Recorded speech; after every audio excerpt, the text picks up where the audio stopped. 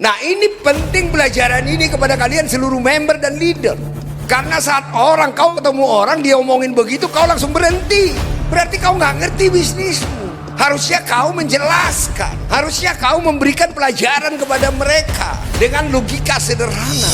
Itulah gunanya SWOT training ini, agar kau bisa menjelaskan, kau paham dan mampu menjelaskan kepada orang lain. Dan malam hari ini akan saya bedah. Nah, undangan kami saat saya bedah nggak masuk di akalmu, silakan keluar. Tapi kalau masuk di akalmu, ya penjelasan saya tetap bertahan. Mudah-mudahan di sini bisa merubah hidupmu. Nanti undangan-undangan sambil diperhatikan, karena di sini saya tidak mau ngebohongin, menjual iming-iming. Karena saya tidak mau mengatakan Anda bergabung di media tiba-tiba sukses, bukan begitu.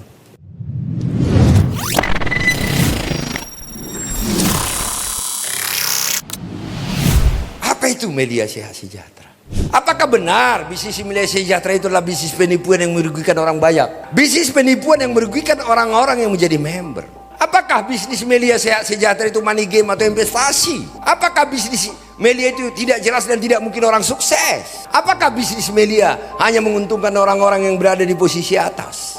Ini pertanyaan yang sering, 4 pertanyaan ini sering ditanyakan orang. Nah, jangan-jangan pernah dengar itu? Pernah dengar nggak? Benar nggak media seperti itu? Lanjut. Penjelasan bahwa bisnis media sejahtera bukan penipuan dan money game. Kenapa? Orang mengatakan media adalah penipuan money game.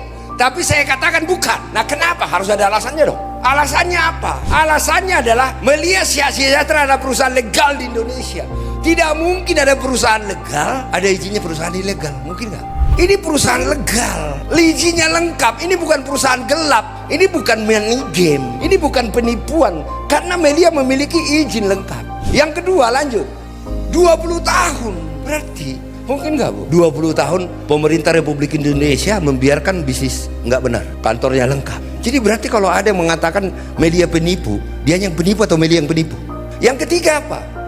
Kita bayar pajak, pembayar pajak tertinggi, terbesar di Republik ini di bisnis ini. Yang lain-lain masih banyak nggak bayar, kita bayar, Bu. Ibu nanti member, Ibu bayar pajak loh, pajak penghasilan. Dan kita duta pajak. Jadi kalau ilegal mungkin nggak duta pajak? 23 tahun ya udah ditutup lah, bos. Kalau 1 tahun masih oke lah, 1 tahun 1,5 tahun baru terbongkar. Tapi 23 tahun presiden pun tahu media. Jadi berarti kalau ilegal kan udah ditutup. Makanya yang nonton di sini, bertobatlah kau. Bertobat biar bisa bagus hidupmu. Yang keempat, perusahaan media sejahtera memiliki kantor besar. Ini kantornya bukan ruko 1 lantai, Bu, yang bisa hilang. Ini jelas ada di situ pelang nama. Nggak gampang langsung lari kabur. Nah, ini adalah salah satu alasan bukan penipuan. Tidak mungkin perusahaan bisa berdiri beroperasi secara terbuka selama dua dekade. Salah satu pembayar pajak terbesar. Berarti semua lengkap izinnya, administrasinya semua lengkap. Memiliki kantor besar, nyaman jika statusnya ilegal. Bagaimana 23 tahun coba? Can you imagine? Sementara 3 presiden, 4 presiden yang sekarang, mantan 3. Satu yang masih eksis tahu media kok, tahu saya kok. Ya kalau ilegal langsung ditutup kan? Makanya saya bilang, jadi kau kalau lihat medsos nggak jelas, udah gak usah layanin, blokir aja, laporkan. Ini bahas-bahas, share. Dia itu nggak ngerti apa-apa. Kayak misalnya ada orang bilang rumah kau kotor, rumahmu pun dia nggak tahu. Kamar kau kotor, kan kayak begitu itu. Dia nggak tahu rumahmu, bilang kamar kau kotor, kan orang gila itu orang. Maka kalau ada yang berpendapat tentang media, dia nggak ngerti media. Kau nggak normal dan kau ikut dia, berarti kau lebih sakit dari dia. Orang kau dengar orang sakit, benar apa salah? Lanjut. Kenapa media bukan investasi, bukan money game? Untuk menjadi member, syaratnya apa? Ayo baca semua. Untuk menjadi member,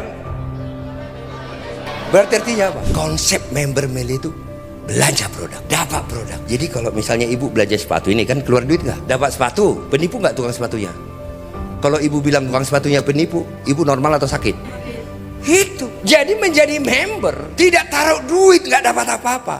Taruh duit nggak dapat apa-apa, itu baru money game, itu baru investasi, itu baru haram. Tapi media adalah konsep membeli produk, konsep membeli sesuatu. Jadi berarti sama seperti di warung. Jadi ibu belanja di warung, dapat barang, ya udah selesai urusan. Rugi nggak? Berarti kalau ada orang mengatakan di media sosial atau ibu ketemu, gua rugi di media, orang sakit atau normal itu? Karena di media bukan taruh duit. Sesungguhnya di media itu adalah membeli produk berkualitas, bukan produk abal-abal, produk yang ada izinnya, yang kualitasnya high level. Berarti itu adalah konsep jual beli, beli barang. Ngerti gak? Ada izin POM produknya, bukan kayak online kadang-kadang izinnya nggak ada. Jual skincare karena yang jual orang cantik, pengen cantik seperti itu, dipakai bopeng semua mukanya. Di Melia ini ada pengawasan POM. Nanti saya cerita tentang produk. Tetapi dasarnya ini. Jadi kalau ada orang mengatakan saya rugi, jawabanmu apa? Ini jawabanmu. Rugi apa kamu? Kan kau dapat produk, kau belanja produk. Rugi apa kamu? Lanjut. Uang yang Anda keluarkan adalah untuk mendapatkan produk yang nilainya setara. Bahkan nilai uangmu lebih rendah.